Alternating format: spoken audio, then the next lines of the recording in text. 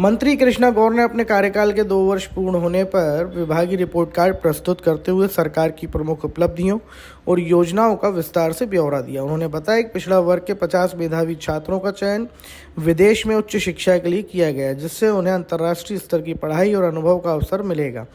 साथ ही प्रदेश के युवाओं को जापान और जर्मनी जैसे देशों में रोजगार दिलाने की दिशा में विशेष तैयारियां की जा रही हैं, ताकि वैश्विक मंच पर उनके बेहतर अवसर मिल सके।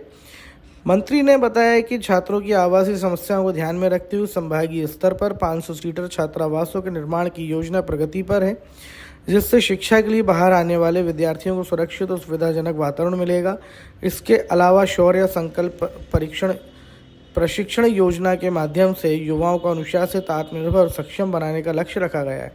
मंत्री कृष्णा गौर ने कहा कि इन योजनाओं से प्रदेश में शिक्षा, स्वरोजगार और सामाजिक सशक्तिकरण को नई मजबूती मिलेगी।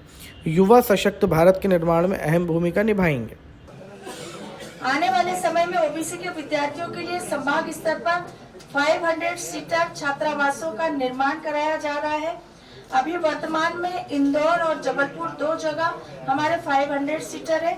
हमारी कोशिश मध्य प्रदेश के सभी संभागों में 500 सीटर छात्रावासों के निर्माण की है, जिस दिशा में हमारे भोपाल और ग्वालियर के छात्रावासों को स्वीकृति प्राप्त हो गई है। आने वाले समय में हम सभी संभागों में 500 सीटर के छात्रावासों का निर्माण करने जा रहे हैं। एक और महत्वपूर्ण योजना के बारे में आपको बताना चाहूंगी, जिसका नाम है शौर्य संकल्प प्रशिक्षण योजना। मध्य प्रदेश में ओबीसी के युवाओं को सैन्य बल और अन्य सुरक्षा बल जैसे पुलिस, होमगार्ड, निजी सुरक्षा एजेंसियों में भर्ती के लिए गुणवत्तापूर्ण आवासीय प्रशिक्षण के माध्यम से बेहतर आवास की उपलब्धता सुनिश्चित कराने हेतु हमारे विभाग ने योजना तैयार की है। प्रतिवर्ष 4000 ओबीसी के युवाओं को आवासीय प्रशिक्षण दिया जाएगा, जिसमें शारीरिक प्रशिक्षण के साथ साथ सैद्धांतिक विषयों में भी प्रशिक्षण दिया जाएगा।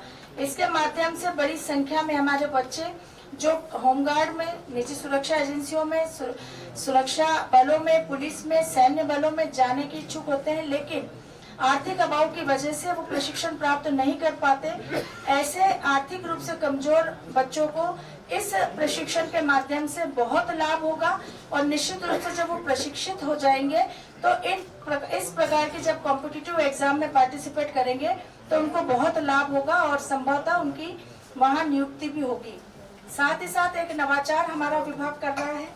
प्रधानमंत्री जन विकास कार्यक्रम PMJVK के अंतर्गत मध्य प्रदेश में हम चाहते हैं कि हमारे युवाओं को हम स्पेस टेक्नोलॉजी में भी जागरूकता बढ़ाने के लिए आगे करें और स्पेस टेक्नोलॉजी में जागरूकता बढ़ाने के उद्देश्य से भोपाल में doctor APJ Abdul Kalam सिमुलेटरी space centre का निर्माण हेतु हमारा प्रस्ताव तैयार कर हम भारत सरकार को भेज रहे हैं, जिसे हम साइंस एंड टेक्नोलॉजी विभाग के समन्वय से तैयार कर रहे हैं।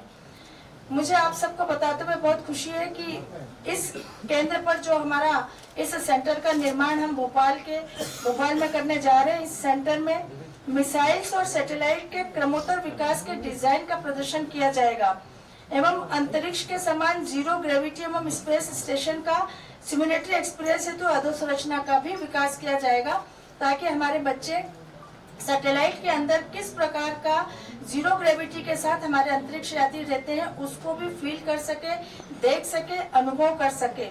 इस केंद्र को खोलने का उद्देश्य मध्य प्रदेश के युवाओं में वैज्ञानिक जिज्ञासा को जागृत भी करना और प्रेरित भी करना है। तो ये नवाचार निश्चित रूप से मध्य प्रदेश के उन समस्त युवाओं के लिए जो स्पेस के प्रति बहुत जिज्ञासा रखते हैं और स्पेस में जाने के लिए प्रेरित होते हैं, उनके लिए निश्चित रूप से ये सेंटर बहुत बड़ी भूमिका निभाएगा, बहुत बड़ा योगदान देगा। इन सभी योजनाओं के माध्यम से प्रदेश के ओबीसी और अल्पसंख्यक वर्ग का शैक्षणिक एवं सामाजिक उन्नयन किए जाने हेतु हमारी सरकार प्रतिबद्ध है।